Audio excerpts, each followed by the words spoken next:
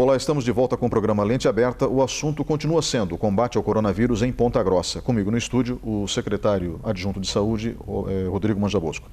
Doutor, eu gostaria que o senhor nos ajudasse a compreender um pouco melhor o que a prefeitura está fazendo nesse momento para diminuir o risco de contaminação.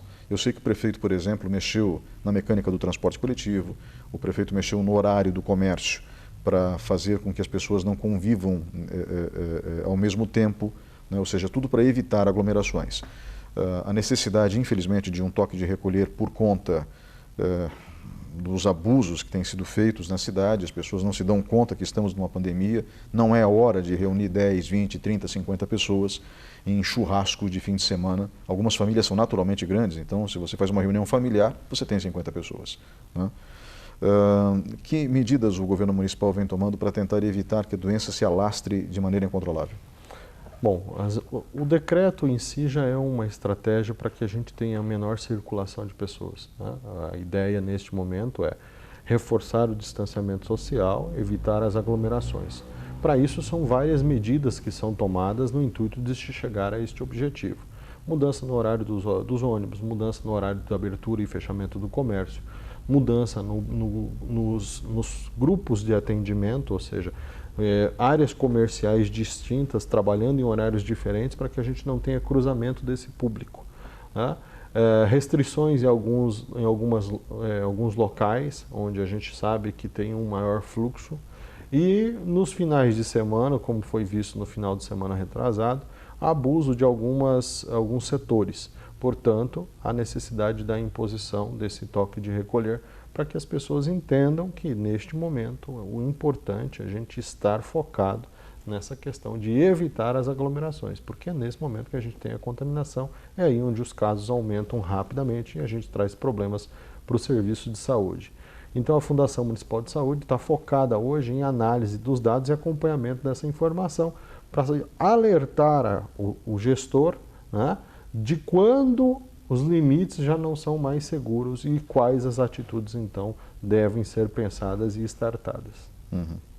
Eu gostaria que o senhor nos ajudasse também a ter uma noção melhor sobre os recursos que temos em Ponta Grossa para atender um volume grande de casos. Eu espero que isso não ocorra, né, que o distanciamento social efetivamente funcione, mas nós temos, por exemplo, quantos leitos de UTI? Lembrando que esses leitos não atendem só Ponta Grossa, mas a região, né? Isso. Hoje nós temos contratualizados pelo Estado com o Hospital Universitário Regional, nós temos 20 leitos contratualizados, né? E temos 15 leitos clínicos, 20 leitos de UTI, 15 leitos clínicos. O Estado tem mapeado a possibilidade de ampliação desses leitos, caso comece a indicar a necessidade dos mesmos. Lembrando que nós temos ainda nessa região próxima, nós temos ainda Campo Largo e Telêmaco Borba também, com leitos de UTI que poderiam ser acionados havendo essa necessidade. Uhum. Bem, as pessoas também sabem que, pelo que tudo indica, a maioria dos contaminados acaba não desenvolvendo um quadro severo. 45% da população não desenvolve sintomas, né? O restante pode desenvolver, outros 40% pode desenvolver a forma leve da doença e aí nós temos o restante dessa população, 5% aí desenvolvendo daí a forma moderada e grave. E esses 5% que acabam preocupando todo o sistema de saúde. Esses 5% que são os casos mais graves e com fatalidades daí. As drogas que nós já conhecemos vêm sendo testadas ao redor do mundo, algumas com resultados satisfatórios.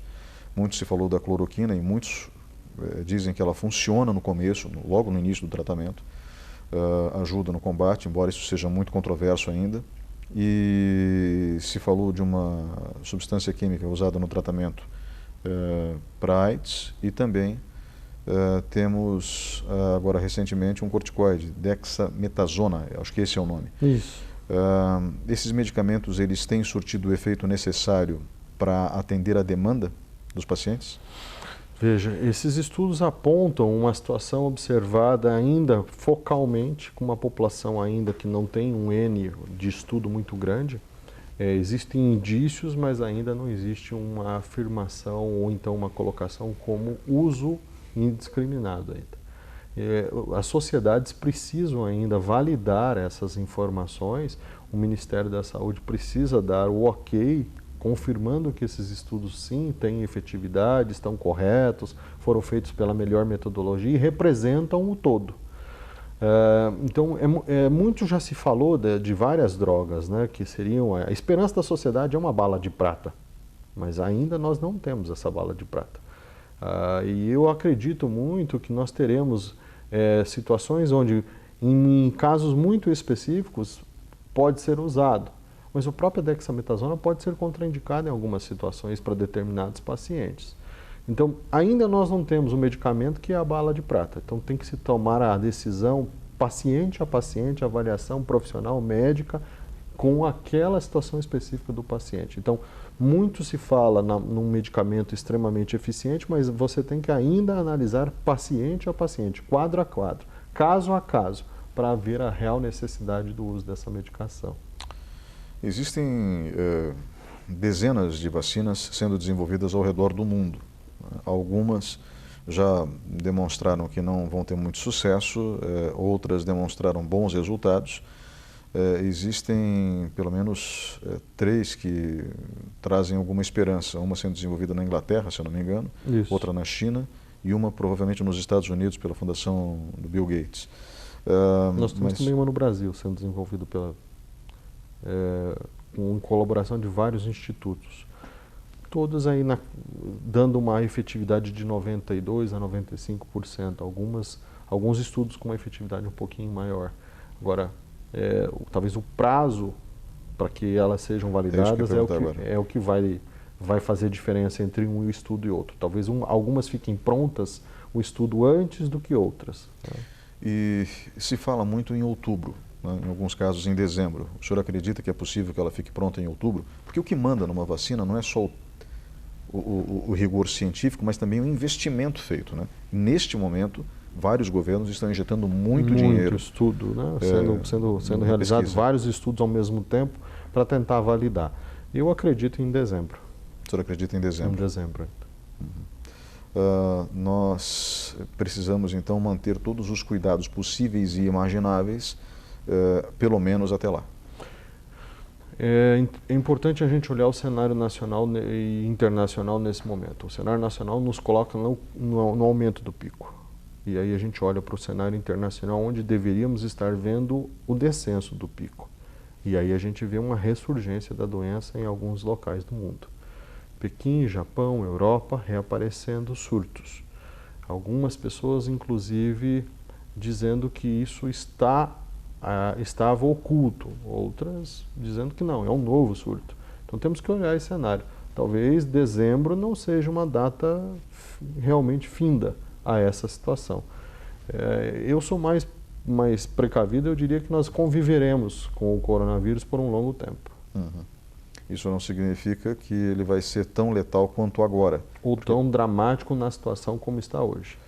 Ou seja, a gente vai conviver talvez usando máscaras durante um bom tempo, com alguns cuidados a mais durante um bom tempo, mas pelo menos com a existência de uma vacina. Com a existência de uma vacina. Melhorando aí o enfrentamento do vírus com a vacina. Uhum. A sociedade desenvolvendo imunidade e os casos diminuindo gradativamente. Uhum. Porque foi assim ao longo da história que a humanidade acabou superando outras pandemias. Né? Sim.